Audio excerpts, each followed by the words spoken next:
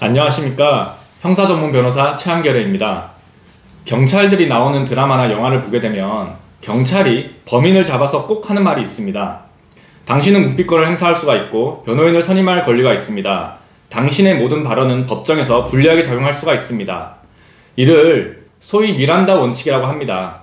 오늘은 이 미란다 원칙에서 말하는 묵비권과 변호사 선임권에 대해서 설명을 드릴 건데요. 말 그대로 묵비권은 피의자에게 헌법상 부여된 기본권으로서 말을 하지 않을 권리입니다. 그리고 변호인 선임권 역시 본인을 변호하기 위해서 변호인을 선임할 수 있는 권리를 헌법적으로 보장을 받는다는 내용입니다. 그런데 막상 수사관이 수사 처음 단계에서 피의자에게 당신은 묵비권을 사용하겠습니까? 라고 물어보면 대부분의 피의자들은 묵비권을 행사하지 않겠습니다 라고 답변을 합니다.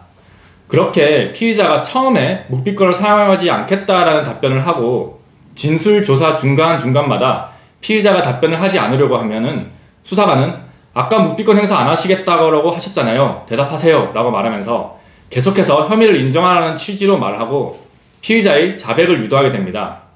수사기관은 피의자의 범죄 행위를 입증하려면 증거를 확보하거나 피의자의 자백이 필요한데요. 만약 피의자가 입을 꾹 다물게 되면 수사가 원활하게 이루어지지가 않습니다. 그렇기 때문에 계속해서 묵비권을 행사하지 못하도록 유도를 합니다. 그런데 이 묵비권과 변호사 선임권은 범죄를 의심받고 있는 피의자를 보호해주는 마지막 권리이기 때문에 이러한 권리를 현명하게 잘 행사를 하셔야 혹여라도 가중처벌이라든지 억울한 누명 등의 상황이 발생하지 않을 수가 있습니다.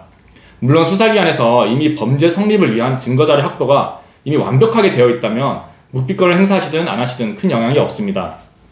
그러면 이 묵비권에 대한 두 가지 활용 방법에 대해서 말씀을 드릴 텐데요.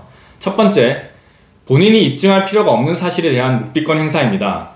보통 수사기관의 수사를 원활하게 만들어주는 가장 큰 요인은 피의자 본인의 자백과 사실 인정인데요. 피의자들 중 정말 억울하거나 실제로 누명이 쓰여진 피의자들은 자신에게 죄가 없다는 점을 입증하기 위해서 무리하게 진술을 하게 됩니다. 예를 들어, 저는 하지 않았습니다. 3년 전에 어디서 뭘 했던 것 같은데 제가 어떻게든지 확인해 드리겠습니다 라고 말을 합니다.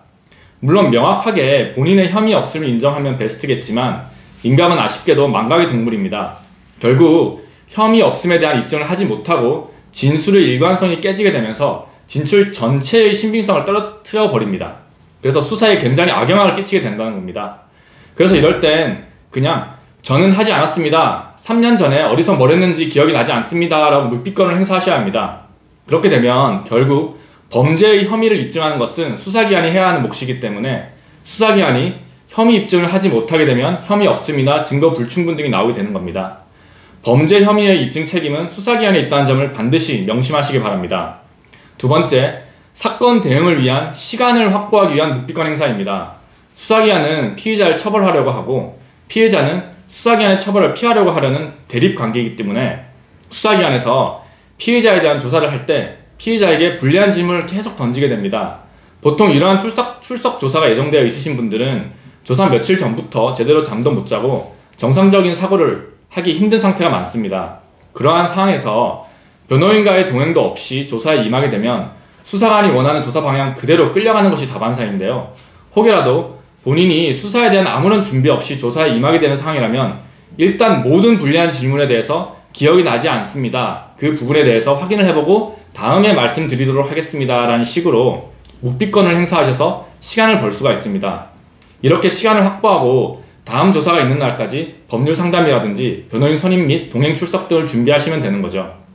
최근에 민정수석을 지내고 나오셨던 분들도 장시간의 검찰 조사에서 묵비권을 행사하셨다고 하셨고 금태섭 의원님도 검사 시절 한겨레 신문에 수사 잘 받는 법이라는 내용으로 기고를 한 적이 있었습니다. 거기에 첫 번째 써있는 내용이 아무 말도 하지 말라 였습니다. 자, 오늘은 미란다 원칙에 나와 있는 묵비권 행사와 변호인 선임권에 대해서 알아봤는데요. 누구나 한 번쯤은 들어봤을 미란다 원칙의 내용 잘 기억하고 계신다면 나중에 도움이 될 수 있을 것입니다. 감사합니다.